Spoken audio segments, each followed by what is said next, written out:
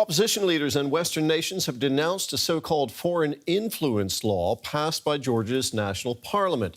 Thousands of demonstrators have blocked a major traffic junction in the capital, Tbilisi. Critics fear the law will be used to stamp out dissent and will dent Georgia's hopes of joining the European Union. The legislation requires media and other groups to register as pursuing the interests of a foreign power if they get more than 20% of their funding from abroad. The European Union and the U.S. have criticized the law, saying it could jeopardize trade relations. Protesters clash with riot police outside the parliament in Tbilisi. Thousands of people took to the streets to denounce the latest development in a controversial new law that they say pushes Georgia off its course towards EU membership, into the sphere of the Kremlin's influence. I don't know why Putin or those Russian-funded government officials sitting in the parliament think that they're going to be the ones to take our freedom away from us, because we're Georgian, we're European, and we will always fight for our freedom.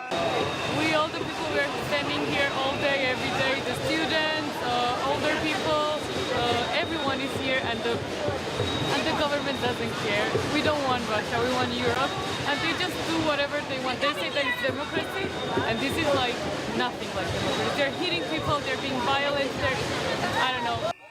If the foreign agent law passes, any media company or NGO that gets 20% or more of its funding from abroad will be obliged to register as pursuing the interests of a foreign power. Opponents call it authoritarian. But Georgia's Prime Minister Irakli Kobahidze defended the bill put forward by his Georgian Dream Party. Today is the most important day in terms of strengthening the independence and sovereignty of our country. The adoption of the law on transparency of foreign influence creates strong guarantees of long-term peace and tranquility in Georgia, and to overcome so-called polarization. It is a necessary condition for Georgia's integration into the European Union. But these Georgians see it as exactly the opposite. Large demonstrations have been taking place for weeks on the streets of Tbilisi. And protesters say they won't stop until the law is overturned. Well, for more on this, I'm joined now by our correspondent, Rosie Berchat, in Brussels. Rosie, how is the EU reacting to this development in Georgia? Well, Terry, it took the EU quite a while to get a statement together. We were waiting since this law passed for an official on-the-record quote from Brussels, but we now have one, and they've been, I think, quite unequivocal in their condemnation of this law. This is a statement from the EU's High Representative for Foreign Affairs and the EU's Chief for Enlargement, so expanding the bloc. I'm going to read you some of this statement, which is really just hot off the press now. These two officials say that the EU has clearly and repeatedly stated that the spirit and content of this law are not in line with EU core norms and values, and that it will undermine the work of civil society. And they go on to say the choice on the way forward is in Georgia's hands, and that they urge the Georgian authorities to withdraw the law and uphold their commitments to their EU path. Now, what's interesting here, Terry, is that certainly does seem to me to be quite an unequivocal condemnation. However, what we did not get is a statement from the 27 EU members. Instead, we got it from these two high-ranking EU officials. And my understanding is that's because there was division among the EU's 27 members on exactly how to proceed, reportedly due to some opposition from Hungary. It's not the first time that Budapest is at odds with Brussels on this.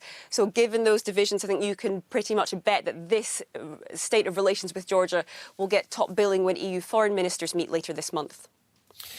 Can you explain for us, Rosie, how this bill could impact Georgia's prospects of joining the EU in concrete terms? Because it's a bit confusing with the Prime Minister of Georgia saying it's necessary for the country's integration in the EU.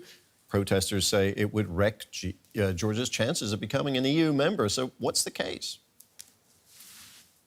Yeah, indeed, it might sound confusing with those two different points of view, but the EU has been pretty clear that this is taking Georgia off course in its path toward joining the European Union. Now, Georgia is officially a candidate for EU membership. It applied back in early 2022, hot on the heels of Ukraine, just after that full-scale Russian invasion. And then late last year, EU members decided to grant Georgia candidate status, but it came with strings attached. They said that in order to move forward and really be seen as a candidate moving toward the European Union, that includes an expectation that Georgia continues with reforms, for example, curbs on corruption and measures to try and really double down on democratic institutions in the country. Now, we've heard from the EU saying this is clearly an obstacle on that path. And I should be clear to say that joining the EU is never a swift process. It usually takes years, if not decades. But it seems that with this new law, which the EU is urging the Georgian government to withdraw, that indeed that could be an even bigger deviation on what is likely to be, in any case,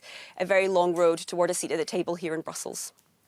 Rosie, thank you very much. That was our correspondent, Rosie Berchat, in Brussels. Our reporter, Maria Katmadze, is in Tbilisi and joins us now. Maria, the protests have not stopped the bill from gaining parliamentary approval. Now that that controversial bill has passed Parliament, are the protests likely to stop? Well, indeed, the protest movement here in Georgia is still continuing. The protest mood is still running high in the capital city, Tbilisi. Some of the protesters were detained yesterday, and some of the thousands of protesters are still remain in the custody. And one of the requests of the organizers of this protest is to free all of them. And they say they will not stop until the government reconsiders its decision to actually cancel this bill, even though the government doesn't show any intentions to do so at this point. The protesters say that they will not stop because this is a historic and crucial moment for their country, when they have to fight for their democracy, for their future in the EU, as you heard that there in the report. So they say that now the problem, yes, it is the bill that they don't like, but the pro-Russian government, as they've been telling me, and they have to make more pressure on the government to try and stop them from steering them away from Europe towards Russia. Now, the bill will go to President Salome Zurabishvili for final approval, I understand. But she says she will not sign it into law. So what happens next?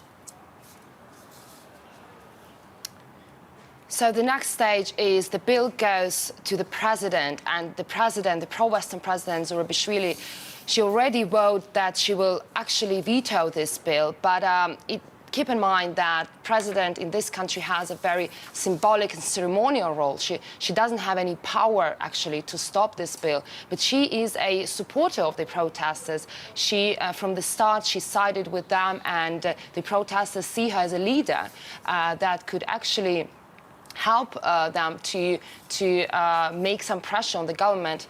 But also what's important, that the president said that she will unite the opposition, which is very fragmented in this country. There is a deep polarization going on in Georgia, and it's also a sign of how much of importance this bill holds, that the opposition that was so fragmented, they decided to unite as a unit front. They say that they're going to lead the pro-European movement with the leadership of their president, Salome Zurabishvili.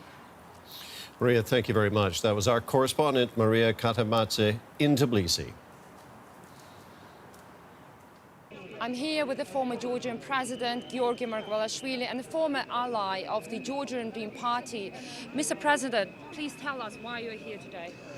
Well, we have been all shocked, basically, not by the things that happened today, but the things that happened a couple of days ago, when the leader of the Georgian Dream, Bidzina Ivanishvili, came and he basically changed the course of Georgian historical development from west to north. He basically claimed that he argued that the West is the war party that